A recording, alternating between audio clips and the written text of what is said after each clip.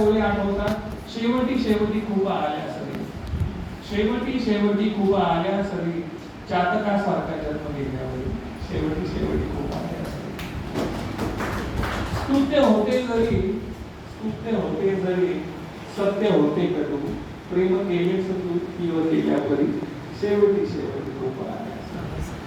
मानसा पाहिल्या दोन जाती तुझ्या, मानसा पाहिल्या दोन जाती तुझ्या, एक मारे करी एक वाटे करी, शेवटी शेवटी खूप आल्या. आता हा प्रवास असा सर्व सिनियर त्यांच्यासाठी हा शेवटचा शेवट. जन्म ही आपुला मरण ही आपुले, जन्म ही आपुला मरण ही आपुले, चाललो मी या घरातून त्या घरी, शेवटी शेवटी खूप आल्या. तुमच्याशी बोलत सांगायला यासाठी मी खूप प्रयत्न केला, पण 2 दिवस माझी गाडी बिघडल्यावर मला उशीर झाला, पण सर्व मला संधी मिळते. काय की तुम्ही आता अशा उपाय लावले की सेवानिवृत्ती आणि प्रशिक्षण, पण मग बोलताना मी सांगतो की एक लहान मुलगा असतो, तो त्याच्या आजोबांना डोंगरावर फिरताना बघतो आणि तो आजोबांना म्हणतो, आजोबा तुम्ही आयुष्यभर मी असं ऐकले या डोंगरावर फिरले, या डोंगरावर तुम्ही का फिरता, काय मिळवलं या डोंगरावर फिरून? तर या डोंगरावर कधी काय एक परीस पडलेला आहे आणि तुम्ही शोधायचा प्रयत्न करता. मग ठीक आहे, परीस म्हणजे काय? म्हणजे ज्याला पण तुम्ही लावा, लोखंडाला त्याचं सोनं होतं, त्याला परीस म्हणतात. मग ठीक आहे, मी पण शोधतो. मग तो परीस शोधायला दोन दिवसापासून जातो, त्याचे आजोबा म्हणतात, अरे तुला परीस जरी सापडलं तरी तुला कसं कळेल तो परीस? तू काय कर म्हणजे तुझ्या गळ्यात एक लोखंडाची चेन घाल, म्हणजे जो पण गळ्यात उचलला परीस म्हणून तो त्याला लावून बघ, आणि जर ती चेन सोन्याची झाली तर तो परीस, हे समज. पण तुला सुरुवातीला कुठल्या गळ्यात उचलायचा, चेन लावायचा, सोन्याची होते हे बघायचा. नंतर नंतर त्या वर्षानुवर्ष तो त्या डोंगरात फिरत राहतो, पण तो विसरूनच जातो की ती चेन सोन्याची झालेली कधी बघायचं आपल्याला. त्याला फक्त एकच डोक्यात राहतं की दगड उचलायचा, चेन लावायचा, दगड उचलायचा, चेन, असं करता करता तो म्हातारा होतो.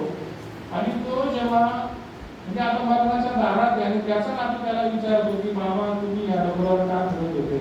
म्हणजे परीस शोधायला फिरत होतो. तो परीस तुम्हाला मिळाला?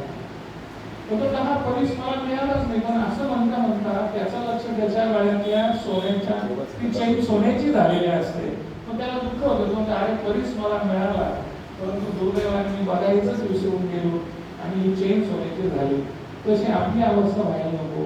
नोकरी लागण्याच्या अगोदर बऱ्याचशा तुमच्या बकेट लिस्ट असतील ना, हे करू ते करू, असं करू तसं करू, पण नोकरी करताना, जीवन जगताना कधी घरच्यांसाठी, कधी बाहेरच्यांसाठी, कधी विद्यार्थ्यांसाठी तुमच्या बकेट लिस्ट या अपूर्ण असतील. नोकरी नावाचा परीस, जीवन नावाचा परीस तुम्हाला मिळालेला आहे.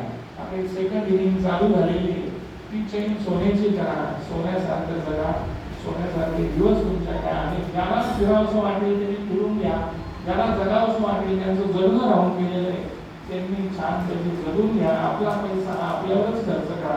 मुलाबाळांच्या नशिबात असेल तर ते कमवतील, कोणासाठी काही घेऊन जायचं नाही. घेऊन जायचं तर चांगल्या आठवणी घेऊन जायच्या आहे. आणि सरांच्या बोलण्यात आलं त्या समारोप करतो की सर ठीक आहे, नोकरी करताना काही कडू वाईट अनुभव आपल्याला आले असेल येतात, पण सुगाळल्यानंतर पाट्यांनी दिलेला सुगंध म्हणजे क्षमा, असं बुद्धांचं वाटते. मी एवढंच सांगेल, राहता राहता वेळ कमी म्हणून कि कुछ इस तरह जिंदगी को मैंने आसान कर दिया, कुछ इस तरह जिंदगी को मैंने आसान कर दिया, किसी से माफी मांगी, किसी को माफ कर दिया. असं म्हणा या तुमच्या मला तुमच्याशी खरं सगळ्यांची बोलायची करून हरकत नाही. जाता जाता एवढंच सांगेल, कोई अगर मुझसे जिंदगी के खूबसूरत पलों को पूछेगा, कोई अगर जिंदगी के खूबसूरत पलों को मुझसे पूछेगा, तो मैं तुम सबसे मुलाकात का किस्सा उसे जरूर सुनाऊंगा. धन्यवाद.